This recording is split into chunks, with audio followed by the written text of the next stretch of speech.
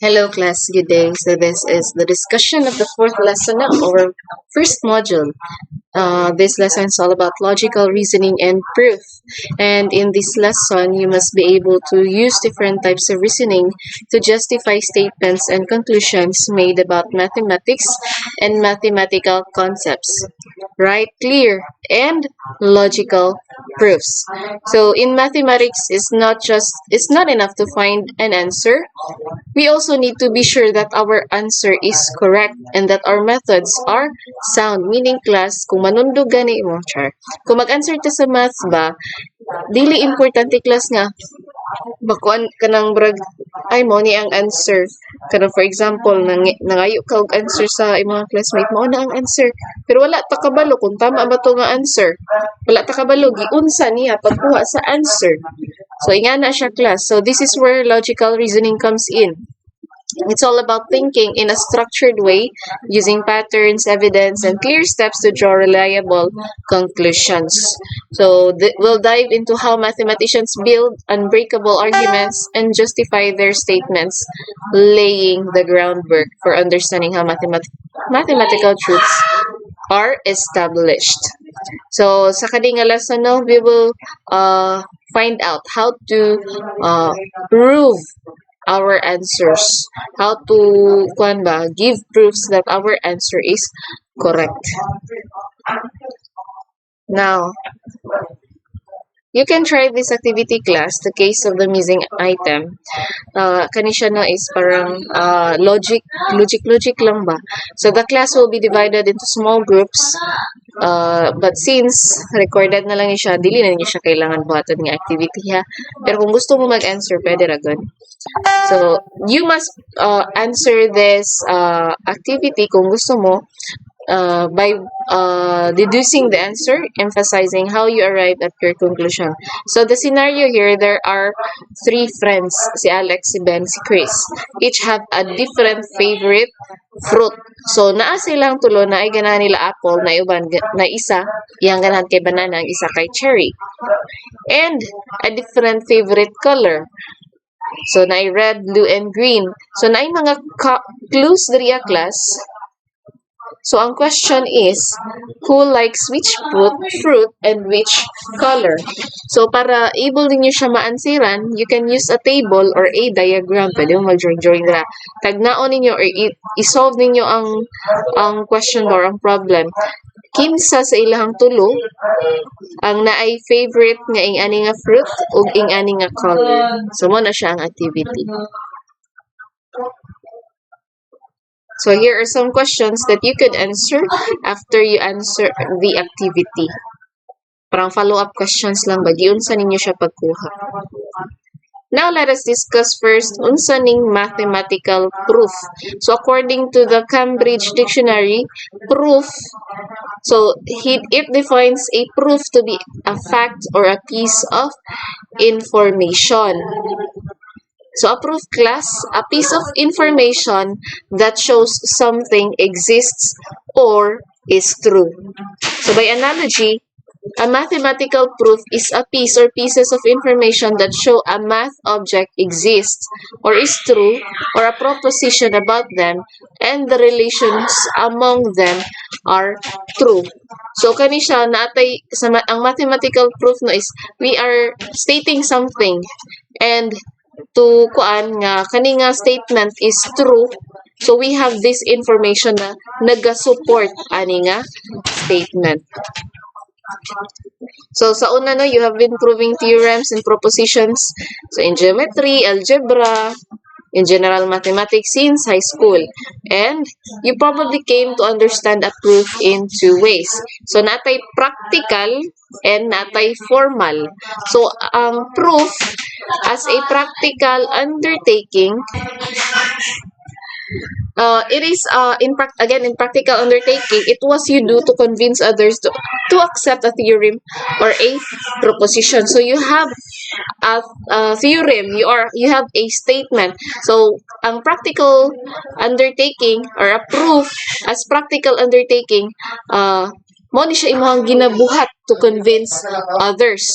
Kung formal naman, proof as a formal undertaking. So, nadiri atong process, the sequence of steps. So, each is a logical deduction from the preceding step. So, kung sa practical undertaking, kanang murag, kuan ba, mangumbinsi ta, nga ingani, mo ning mga rason mo, that this theorem is correct or this proposition is correct. Sa formal undertaking, no need na nga i-convince nimo. I-show na lang nimo ang process. So, a formal mathematical proof is attributed to a tradition of mathematical thinking. So, from Aristotle, Boole, Peirce, Frege, Russell, Hilbert, and Gödel. So, a formal mathematical proof class contains formal sentences translated into symbols. So, mo to atong kaning lessons na to gikan module 1 up to the last lesson connected lang siya. So, from the first lesson, pwede na to siya ma-connect sa atong mga next nga mga lesson. So, in kani nga lesson, logical proof and reasoning, magamit ginato tong mathematical language nga lesson. No? Kaya ang formal mathematical proof class, it contains formal sentences that is translated into mathematical symbols, which are then transformed according to strict rules of formal logic.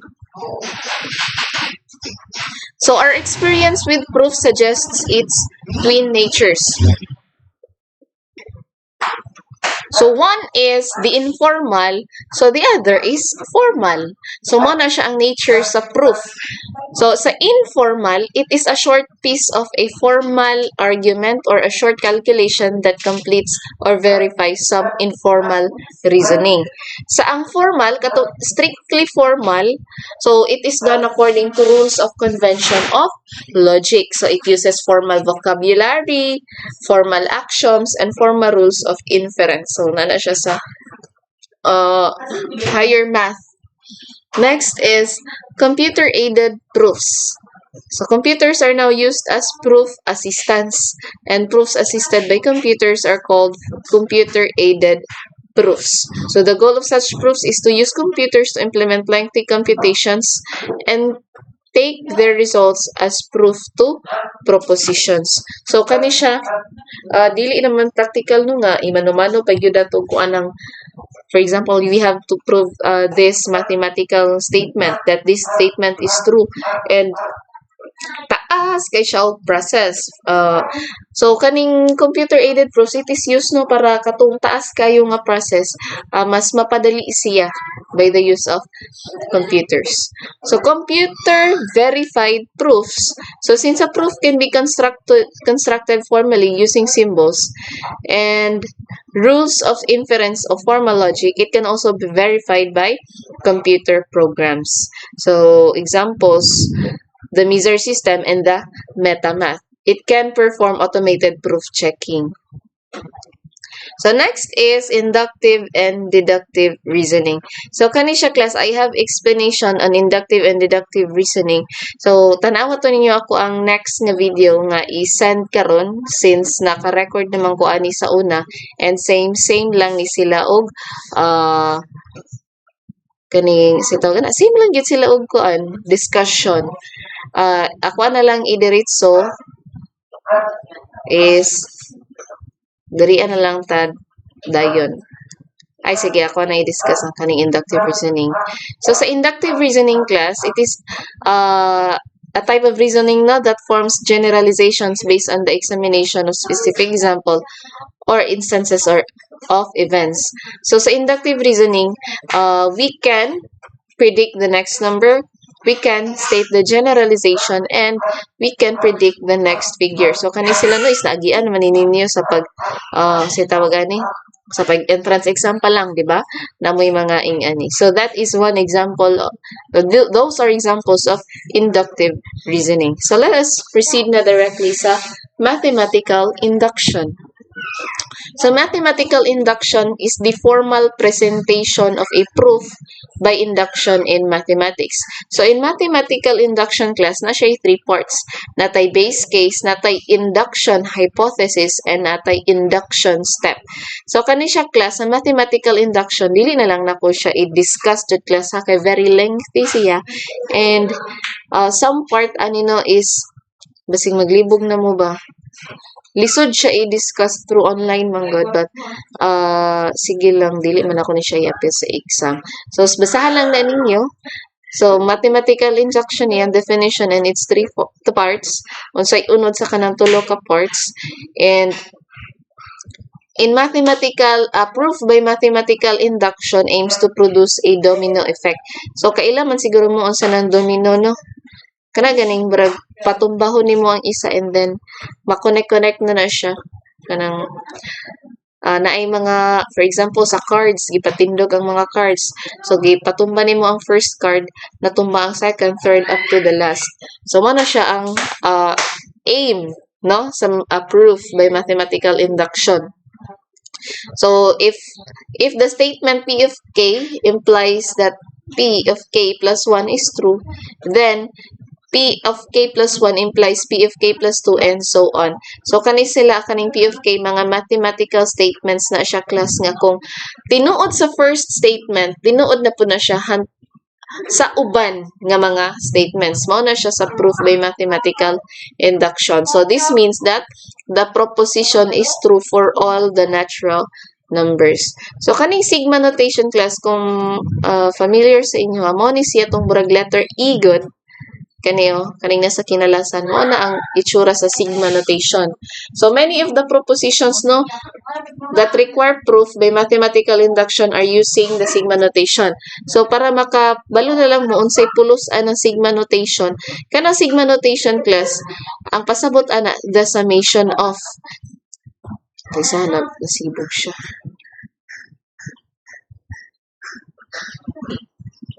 So, kana, the summation of, meaning the sum of integers from, so, nay nakabutan dira sa ubos class, kana ganing I na siya sa ubos class, ha, I is equal to 1. And, nay variable sa taas nga letter N.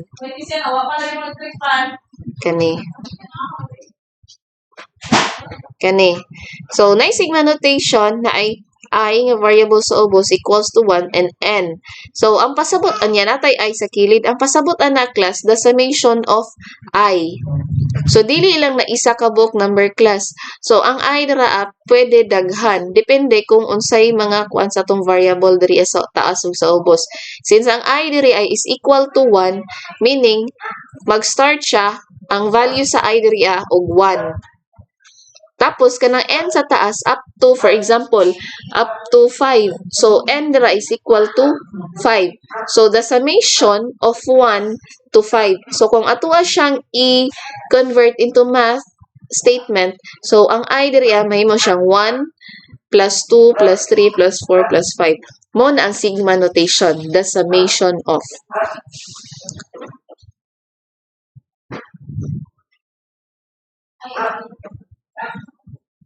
The letter I, the index of summation, and N is the upper limit. So, the equality I equals 1, meaning the summation starts with number 1. And kanang sa taas nga number, or kaning variable nga N dira, mo na siya ang last number. For example, mo to ko ganina ang N kay 5. So, from 1 to 5. So, mo na ang ako ang giad kaganina diri 1 plus 2 plus 3 plus 4 plus 5 lang. Now, kung makakita po mag infinity dira sa taas, for example, kaning example number diri kani akong gi-highlight nga box. So, infinity ang naa sa taas. So, meaning, from 1 to infinity. So, dili siya na to masolve, no? So, here are examples of sigma notation. Pwede na ninyo siya, kamo na lang mag-study. Kani siya, class, nganong na 2 raised to 0, nganong na 2 raised to 1, 2 raised to 2, 2 raised to 3. Kay class, ang iyahang value sa I, nag-start siya sa 1. So, di ba, 2 raised to I minus 1 man na. So, di ba, nahimo siyang 2 raised to I is equal to 1 man. So, nailisan og 1 ang I. So, 1 minus 1. So, 2 raised to 1 minus 1 is 2 raised to 0. That is why naingani ni siya. Plus, Now, if the value of I na pod is equal to 2, so may mo siyang 2 raised to 2 minus 1. So, 2 minus 1 is 1. So, 2 raised to 1. That is why naingan siya sa second term. Now, if the value of I is equal to 3 na pod, so kamo nalay kuan ka sa sabot or kung dili mo makakuan, isulat ninyo sa papel para mas masabtan ninyo. Lisod man siya mag-sulat-sulat. Good rin. So, mana siya sa sigma notation. Kanang A, B, ug C, mga examples na sila class. Kamo nalay kuan, sabot. Now, deductive reasoning. So, mo to siya kaganina, ang inductive o deductive reasoning, ako siya i-explain sa another nga video. So, indirect proof. So, indirect proof. Proofs by mathematical induction and deductive reasonings are examples of direct proof. So, again, mathematical induction or deductive reasoning, they are examples of direct proof. But propositions can also be proven by using indirect proof. So, unsa may example sa indirect proof? Pwede siya by contrapositive or by contradiction. So, sa maning contrapositive, kanang i-opposite nimo siya ba? So, for example, the statement P implies Q or kani P arrow to Q is equivalent to not Q implies not P. So, mo na siya ang iyahang given the proposition that says P implies Q, proof by contrapositive requires that the proof begins with not Q. Baliktadon siya ba? Contrapositive. So, ang unahon na to ang katong kinaiwitan, so which is ang Q, and then ato lang siyang baliktadon ng meaning, so not Q. So if the proof leads to not P, then the proof is done. So the proof has shown that indeed P is implies Q. For example, so if n is even, then n squared is even. So, ato siyang baliktadon. So, the beginning of proof, so unahon nato ning iwit. So, n squared is even man. So, dapat iyang contrapositive. So, n squared is odd. So, the end proof is katong nauna. N is even, so baliktad na pod. So, n is odd. So, kung wala mo kasabot sa odd, even, balikan ninyo tong elementary niyo, i-search niyo sa Google. Unsa ning odd numbers, unsa ning even numbers. Next, letter B. Suppose if n is a multiple of 3, then 2n is a multiple of 3. So, again, mag-start ta sa last. Mo na ang atong beginning of proof. So, kaning 2n is a multiple of 3. So, unsa man iyahang kabaliktaran? So, 2n is not a multiple of 3. So, ang atong end of proof, balik ta sa sugod, n is a multiple of 3. So, baliktadon lang nato, n is not a multiple of 3.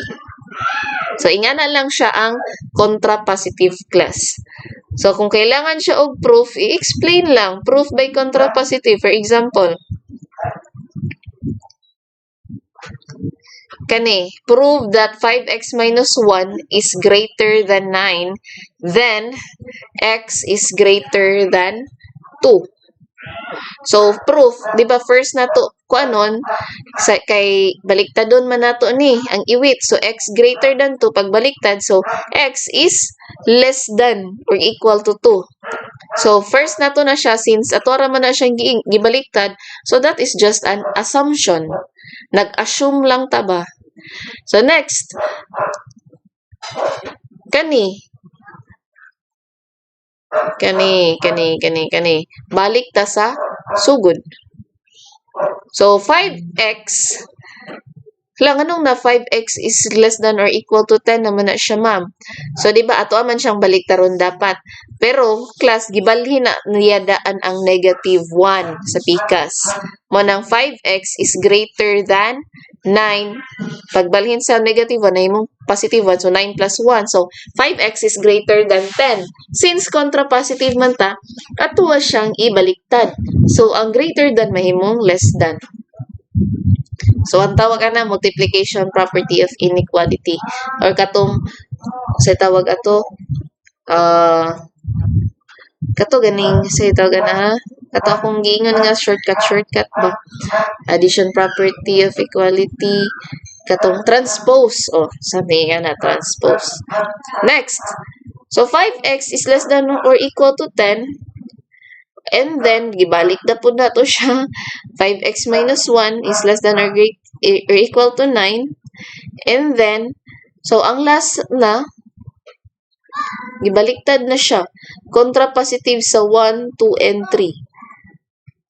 So, kaya lang iyang proof, bura lang, gibali-bali lang class. Now, ang proof by contradiction, so, sa P implies Q or P, arrow Q, ang proof by contradiction class requires the proof begins with two assumptions. So, kani siya P and not Q. So, P and not Q. Kung katong contrapositive class kay, ang P implies Q, dara, P implies Q, nahimong not Q implies not P, sa contradiction, ang P implies Q class, kay mag-start na siya sa P, but, or and, not Q. Baliktad siya sa last. So, if the proof leads to Q, then a contradiction emerges. Tapos na siya, Q, and not Q. So, this contradiction can only be rectified if not Q is negated. Therefore, P implies Q. So, dili na ko ni siya, dili na ta mga sula-sulo na ni class, kay brag, feeling na ko. So, study na lang sa kaninga lesson, no? The definitions na lang. Or unsay porma sa proof by contrapositive o proof by contradiction. So, also, this intuition. So, kaning intuition is naani siya sa akong other video po. Sige na, ako na siya i-discuss. So, intuition class is the ability to know things without conscious reasonings. It plays a significant role in mathematics by guiding discoveries and suggesting plausible solutions before formal proof. So, ang intuition class, kana ganing, for example, kana marag tamang hinala ba? For example, kana mga, di ba, na sila, ang mga babae na ginatawag na kanang kasi tawagan na intuition man niya siguro or kanang moingon sila ba nga na ni siya ginabuhat nga mali ba kanang inga na good wala kay si tagani wala kay proof ba but naalang kay kuan nga nganong naabot ka sa ing ato nga conclusion mo na siya intuition. An example of this is a sequence of numbers 4, 8, 12, 16. Pero ang imuhang kuan where imuhang guess number jud ani kay ay 20. Kay ma-feel lang nimo. Wala pa ta kabalo ba kung unsay formula gigamit aning sequence pero kabalo jud ka nga 20 ang iyahang next number. So mo na siya ang intuition. So anata example diri si Carl Friedrich Gauss katong bata pa siya class he used intuition to quickly find the sum of the first 100 integers. So si Carl Friedrich Gauss is a famous mathematician class. Nga kani siya na able niya na solve unsa ang sum gikan number 1 up to number 100. So ang iyang gibuhat lang class is gi-add niya ang first ug ang last number. So di ba 1 plus 100 is 101. So ang next na pud nga mga numbers 2 ug 99 hantud nagsugat sila sa tunga. So tanan di ba pag i-add nimo siya is 101. And then nakakuan man siya ngan ay naay 50 ka buok pares gikan 1 hangtod 100 di ba kay gi-partner man to. So iyang gibuhat 101 times 50. So mo to iyang nakuha nga sum is 5,050. So this intuitive insight led to the general formula of the sum of the first and consecutive numbers. So mo ni iyang so wala pa ni siya nga formula ha. Na-able na niya na solve. And through sa katong gibuhat ni Gauss, so able na siya na generate ang kaninga formula. And next, ang discovery learning. So discovery learning is inductive reasoning supported by intuition. It is a type of learning in which one considers a number of related cases and then makes a generalization of these cases. So the differing approaches to learning offered by inductive and deductive reasoning reveal the morphing patterns of learning displayed by students. So sa kaning discovery learning, naamoy nakuan ba na read nga mga cases or na explore or na experience nga kani nga situation, and another na pod experience. So ang discovery learning, it is learning by making generalization of events you experience. So mao na siya. You discover by your own learning. Mao na siya ang discovery learning. So here, the application of inductive and deductive reasoning in science, and here is mathematical system. So ayan na yung kaning Euclidean o non-Euclidean geometry. Higher math naman ni siya. And here is Gödel's incompleteness theorem, and last is the paradox. So kani ako ni-explain ang paradox. So paradox class, it means contrary to the opinion. So contrary to opinion ang meaning sa paradox. So para means contrary to, ang doxon or yes, doxon, it means opinion. So paradox is contrary to opinion. So according to Cambridge Dictionary, it is a statement that has the quality of being self-contradictory. So mo ni siyang statement ba, but iyang meaning pod bura siyang nag-contradict sa iyang self. But after some careful reflection, the statement in fact carries some truth. So kaning paradox napod ni siya sa English, kaning sa mga literary nga mga composition. So paradox is a figure of speech that sounds impossible and true at the same time. For example, so aren't we curious why eating more only makes hungrier? So, di ba, sa kaninga sentence, eating more only makes us hungrier. So, sa pag isipon na to siya in a deeper way, so, bara siya, kanipod nga statement is murag tinuod, pero dili lang siya dili siya literal nga meaning good. So, for example, so in marriage, di ba, two people come together to become one. O, di ba? Parang iyahang contradict iyahang self. So, two people. So, sa marriage daw, neither are two people, but they become one. So, next is, to keep peace, we must be prepared to make war. So, di ba, para mapanatili daw ang peace, dapat ready po ta to protect it. So, kani siya dapat, to be ready to protect peace, dapat prepared mo to make war para protektahan ang inyong peace. So yan na siya ang paradox.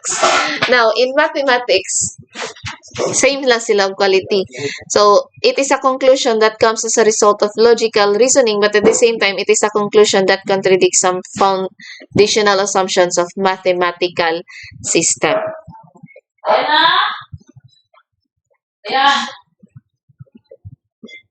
So, kato lang, ato siyang, maura to siya ang ato ang lesson for this module or lesson. Maura to ang discussion. So, again, nay ubang parts nga wala na ako i-discuss class kay naa siya sa ako ang isa ka video. So, basta tanawag yun ninyo tong another video pod nako. So, kaning logical reasoning and proof, it is more on explanations gyud siya class. The process, of verifying kung tinuod ba ni siya nga statement or kung tama ba ni siya nga answer. So, again, this is all for this video. Please watch the other video for the discussion of inductive and deductive reasoning.